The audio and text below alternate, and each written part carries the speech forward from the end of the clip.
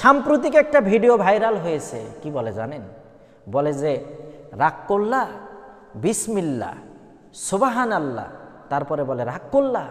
তারপরে আবার দেখা যাচ্ছে একটা দরবেশ, নতুন দরবেশ সাজছে, উনি মাঝে মধ্যে বলে তিনটা দোষের কথা বলবো, তোমার তিনটা বিপদের কথা বলবো।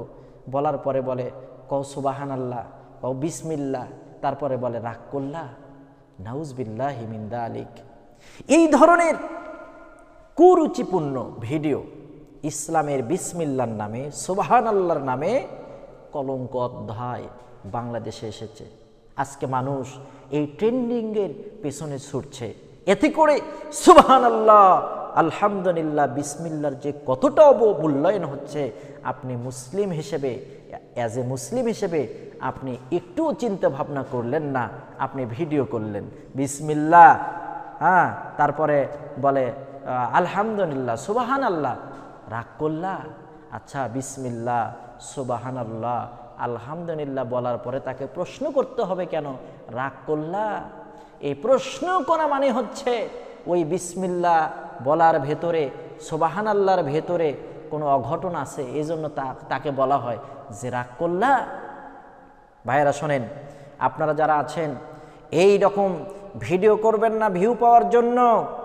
সুবহান আল্লাহ, আলহামদুলিল্লাহ, এটা আল্লাহ তাআলার প্রশংসা, পবিত্রতম প্রশংসা। এই পবিত্রতম প্রশংসা নিয়ে মাথায় কাপড় ছাড়া কখনো ভিডিও করবেন না।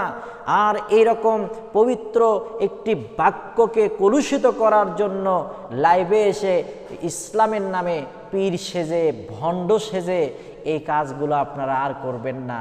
আমি দেখলাম যিনি এই কাজটা করলো উনি নাকি কোনো দরবেশ বাবাও না, উনি নাকি নাট্যকার, একটা ড্রামাটিস্ট। উনি নাটক করে, সেই নাটকের ভেতরে এই অভিনয় করেছিল। রাগ করলা। আজকে নাটকের সেই অভিনয় বাস্তবে রূপ নিল।